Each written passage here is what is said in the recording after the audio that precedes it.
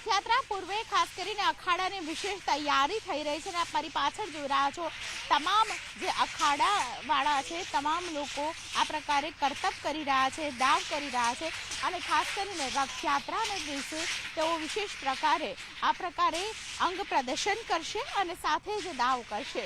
આ વિશે વાતચીત કરવા માટે મારી સાથે નીરવભાઈ સોલંકી છે, તેમની સાથે વાત કરીશું। નીરવભાઈ, દરેક પ્રકારના દાવ, કયા પ્રકારના દાવ તૈયાર કર્યા છે, કયા કયા છે અને કેવી તૈયારી ચાલે છે? લાકડી દાવ છે, બરંડી દાવ છે, તલવારબાજી છે, બોક્સિંગ છે, બોડી બિલ્ડિંગ છે વગેરે દાવ આ અખાડામાં બતાવ્યો છે। તેની પ્રેક્ટિસ અમે 6 મહિના અગાઉ ચાલુ કરી નાખી છે। રોજના 3-3, 4-4 કલાક પ્રેક્ટિસ કરીને આ સ્ટન્ટની પ્રિપેરેશન અમે કરીએ છીએ। અચ્છા, વિશેષ શું છે તમારા અખાડાની ખાસિયત શું છે કે આખા રથયાત્રામાં જોવો હોય તો તમારો અખાડો ક્યાં જોવા મળશે?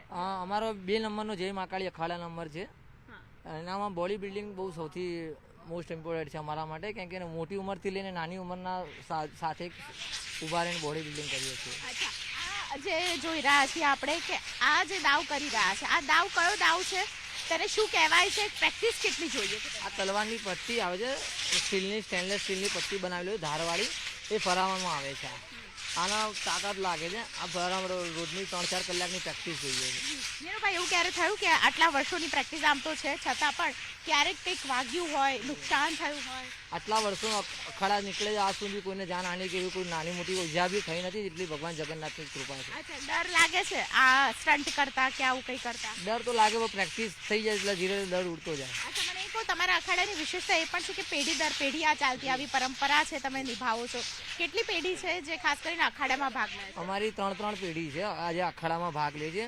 મારા ફાધર છે, મારા કાકા છે અને હું છું, અમે 3 પેઢી છે। 3 પેઢી છે। અચ્છા, પેલો દાવ કરી રહ્યા છે તે કોણ છે? એ બરંડી છે, સ્ટીલની બરંડી આવે છે, ગોલ ફરાવવામાં આવે છે। એક હાથથી બી ફરાવી શકાય અને 2 હાથથી બી ફરાવી શકાય, એને બરંડી કહેવામાં આવે છે। બિલકુલ, તો ખાસ કરીને દરેક પ્રકારના દાવ આપ જોઈ રહ્યા છો કે તમામ તૈયારીઓ થઈ ચૂકી છે અને સૌથી વિશેષ વાત એ છે કે આખા અખાડામાં લગભગ 30 જેટલા અખાડાની અંદર આ એક એવું અખાડાનું ગ્રુપ છે કે જે અમદાવાદનું છે અને તેની સાથે વિશેષ પ્રકારે વાત એ છે કે પેઢી દર પેઢી લગભગ 3 પેઢી એક સાથે રથયાત્રામાં તેઓ દાવ કરતા હોય, અખાડામાં તેઓ પ્રદર્શન કરતા હોય તેવું આ એક ગ્રુપ છે કે જે 3 પેઢી એક સાથે ખાસ કરીને અંગ પ્રદર્શન કરે છે અને દર વખતે આ પ્રકારે અંગ પ્રદર્શન કરીને લોકોનું આકર્ષણનું કેન્દ્ર બને છે। કેમેરા પર્સન પંકજ મકવાણા સાથે દીપિકા ખુમાણ, ન્યૂઝ 18 ગુજરાતી, અમદાવાદ। રથયાત્રા પૂર્વે ખાસ કરીને અખાડાની વિશેષ તૈયારી થઈ રહી છે અને આપ મારી પાછળ જોઈ રહ્યા છો તમામ જે અખાડાવાળા છે તમામ લોકો આ પ્રકારે કરતબ કરી રહ્યા છે, દાવ કરી રહ્યા છે અને ખાસ કરીને રથયાત્રાના દિવસે તેઓ વિશેષ પ્રકારે આ પ્રકારે અંગ પ્રદર્શન કરશે અને સાથે જ દાવ કરશે। આ વિશે વાતચીત કરવા માટે મારી સાથે નીરવભાઈ સોલંકી છે, તેમની સાથે વાત કરીશું। નીરવભાઈ, દરેક પ્રકારના દાવ, કયા પ્રકારના દાવ તૈયાર કર્યા છે, કયા કયા છે અને કેવી તૈયારી ચાલે છે? લાકડી દાવ છે, બરંડી દાવ છે, તલવારબાજી છે, બોક્સિંગ છે, બોડી બિલ્ડિંગ છે વગેરે દાવ આ અખાડામાં બતાવ્યો છે। તેની પ્રેક્ટિસ અમે 6 મહિના અગાઉ ચાલુ કરી નાખી છે। રોજના 3-3, 4-4 કલાક પ્રેક્ટિસ કરીને આ સ્ટન્ટની પ્રિપેરેશન અમે કરીએ છીએ। અચ્છા, વિશેષ શું છે તમારા અખાડાની ખાસિયત શું છે કે આખા રથયાત્રામાં જોવો હોય તો તમારો અખાડો ક્યાં જોવા મળશે? અમારો 2 નંબરનો જય મહાકાળી અખાડા નંબર છે। એનામાં બોડી બિલ્ડિંગ બહુ સૌથી મોસ્ટ ઇમ્પોર્ટન્ટ છે અમારા માટે, કેમ કે મોટી ઉંમરથી લઈને નાની ઉંમરના સાથે ઊભા રહીને બોડી બિલ્ડિંગ કરીએ છીએ। અચ્છા, આ જે જોઈ રહ્યા છીએ આપણે કે આ જે દાવ કરી રહ્યા છે, આ દાવ કયો દાવ છે, તેને શું કહેવાય છે, પ્રેક્ટિસ કેટલી જોઈએ? આ તલવારની પટ્ટી આવે છે, સ્ટીલની સ્ટેનલેસ સ્ટીલની પટ્ટી બનાવેલી હોય ધારવાળી, એ ફરાવવામાં આવે છે। આના તાકાત લાગે છે। આ ફરાવવામાં રોજની 3-4 કલાકની પ્રેક્ટિસ જોઈએ છે।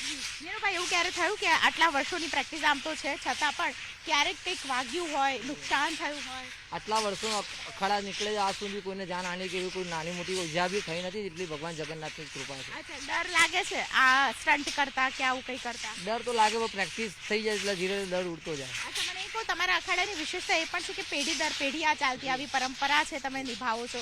કેટલી પેઢી છે જે ખાસ કરીને અખાડામાં ભાગ લે છે? અમારી 3 પેઢી છે આજે અખાડામાં ભાગ લે છે।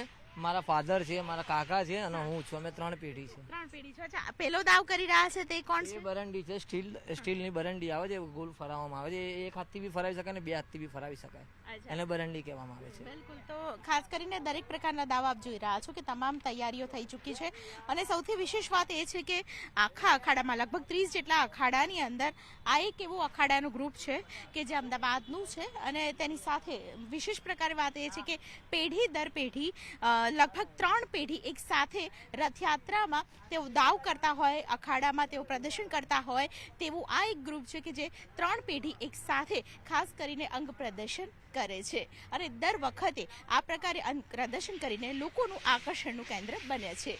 કેમેરા પર્સન પંકજ મકવાણા સાથે દીપિકા ખુમાણ, ન્યૂઝ 18 ગુજરાતી, અમદાવાદ.